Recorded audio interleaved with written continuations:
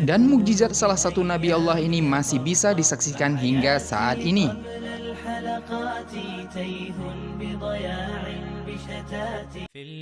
في القلب مشاعر أخفيها قد أشرقت الشمس عليها عن خطط لم أعبأ فيها ستكون بأيامي فرقا فحياتي قبل الحلقات تيه بضياع بشتاتي من دون نعيم الآيات. Assalamualaikum warahmatullahi wabarakatuh. Mukjizat merupakan hal atau peristiwa di luar kemampuan manusia yang Allah berikan kepada nabi atau rasulnya. Allah menurunkan mukjizatnya kepada para nabi dan rasulnya adalah untuk memperlihatkan bukti akan kebesaran dan kekuasaan Allah, serta untuk memperkuat status dan bukti kenabian seorang nabi dan rasul. Dalam perjalanan sejarah nabi dan rasulullah, banyak kita saksikan mukjizat-mukjizat yang Allah turunkan kepada utusannya. Sebut saja Nabi Musa yang Allah berikan mukjizat tongkat yang bisa menjadi ular. Tongkatnya Allah izinkan untuk membelah lautan. Kita juga mengetahui Nabi Ibrahim yang tak terbakar oleh api Raja Namrud. Nabi Sulaiman Allah izinkan bisa menguasai seluruh bangsa hewan dan jin, bisa memahami bahasa hewan. Nabi Daud Allah berikan mukjizat bagaimana besi bisa lunak di tangan beliau. Nabi Isa Allah izinkan menghidupkan orang yang sudah mati. Begitu juga Nabi Muhammad SAW yang salah satu mukjizatnya adalah mampu membelah bulan menjadi dua bagian, serta mukjizat-mukjizat lainnya yang Allah turunkan kepada nabi-nabi yang lainnya. Di surat Asy-Syu'ara ayat 4 Allah Subhanahu wa taala berfirman, Inna nunazzala alaihim minas sama'i ayatan fazalada a'nakuhum laha khadi'in. Jika kami kehendaki, niscaya kami menurunkan kepada mereka mukjizat dari langit, maka senantiasa kuduk-kuduk mereka tunduk kepadanya. Begitulah Allah turunkan mukjizat kepada para nabi dan Rasulullah yang tidak mungkin menurut logika dan akal manusia, namun tak ada yang tidak mungkin bagi Allah. Masya Allah. Berkaitan dengan mukjizat tersebut, ternyata saat ini kita masih bisa menyaksikan satu mukjizat besar yang Allah turunkan kepada salah satu nabi Allah. Sampai saat ini mukjizat itu masih ada. Apakah mukjizat itu? Kepada siapa Allah turunkan? Dan apa istimewanya mukjizat tersebut? Berikut kita akan membahasnya. Namun sebelum lanjut, pastikan sobat semua sudah berlangganan channel ini secara gratis dengan mengklik tombol subscribe dan menyalakan ikon notifikasinya. Dengan demikian sobat semua sudah mendukung channel ini untuk terus berbagi kebaikan. Terima kasih.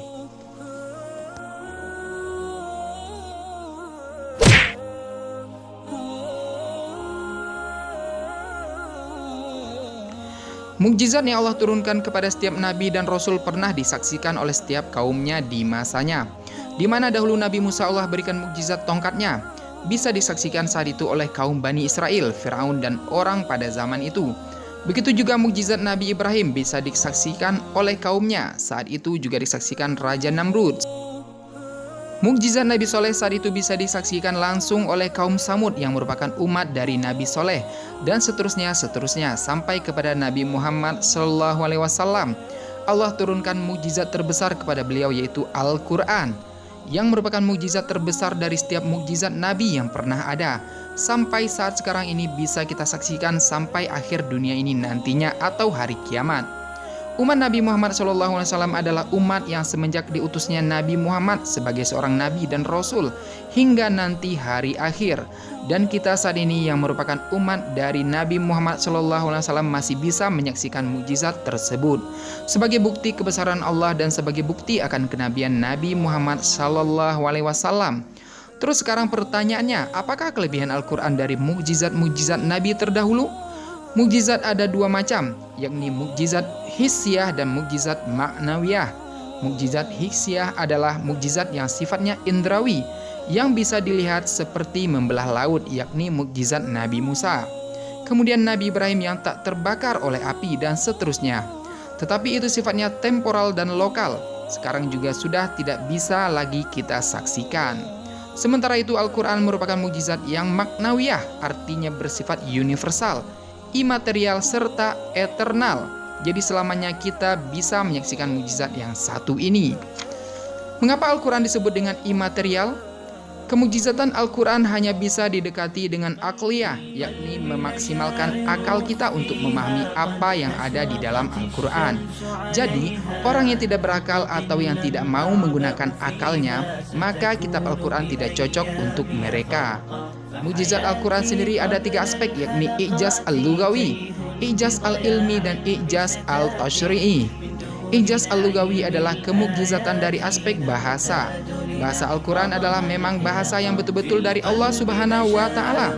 Dan karena itu, ketika orang kafir ditantang oleh Allah Subhanahu wa Ta'ala untuk mendatangkan yang semisal dengan Al-Quran, kemudian yang semisal dengan 10 surat maupun semisal dengan 1 surat saja, ternyata mereka tidak mampu untuk mewujudkannya. Padahal bahasa Al-Quran adalah bahasa mereka atau bahasanya Abu Lahab dan kawan-kawan. Sementara itu ada banyak anak-anak kecil yang dari kaum muslimin yang mereka belum bisa bahasa Arab namun bisa hafal 1 buah Al-Quran. Masya Allah. Dengan tak sanggupnya kaum kafir mendatangkan 1 surat saja semisal Al-Quran, maka semakin terjaga kemurnian Al-Quran. Jika dikumpulkan semua Al-Quran yang ada di bumi ini, niscaya kita akan menemukan Al-Quran yang sama semuanya. Tak ada yang berbeda walau 1 huruf saja. Sangat berbeda dengan kitab agama lain, misalkan saja Injil. Selanjutnya ada i'jaz al-ilmi, adalah kemukjizatan pada aspek isyarat dan pembicaraan Al-Quran tentang sains dan alam. Al-Quran mengandung isyarat ataupun pembicaraan tentang sains dan alam yang secara saintifik baru dibuktikan di kemudian hari, jauh setelah turunnya Al-Quran. Al-Quran yang turun 14 abad yang lalu secara tepat mengetahui apa yang ilmu pengetahuan modern ungkap saat ini. Dan tak terbantahkan lagi, bisa disaksikan semuanya saat ini seperti pada video-video terdahulu yang sudah pernah kita bahas. Kemudian i'jaz al-tashri'i adalah kemujizatan pada aspek syariat, bahwa setiap ketentuan, aturan, dan ketetapan dalam Al-Quran mengandung hikmah, kebenaran, dan kemaslahatan bagi makhluk. Bagaimana larangan memakan babi, larangan meminum khamar, dan sebagainya. Padahal ilmu kesehatan baru saat ini mengungkapnya. Dalam sejarah kehidupannya, manusia telah banyak mengenal berbagai macam doktrin, pandangan hidup, sistem, dan perundang-undangan yang bertujuan membangun hakikat kebahagiaan individu di dalam masyarakat. Namun tidak satupun daripadanya yang dapat mencapai seperti yang dicapai Al-Quran dalam kemukjizatan tashri'i. Jadi jelas bagaimana Al-Quran menjadi mukjizat terbesar di antara mukjizat yang pernah Allah turunkan kepada Nabi dan Rasulullah. Beruntungnya lagi mukjizat itu kita saksikan saat ini dan ada di rumah kita masing-masing. Tergantung kitanya lagi, maukah kita mengkaji dan membahas mukjizat tersebut dan mengambil pelajaran darinya. Wallahu a'lam bishawab. Semoga bermanfaat. ومنالا دروسا في القلب ستبقى في القلب مشاعر أخفيها قد أشرقت الشمس عليها عن خطط لم أعبأ فيها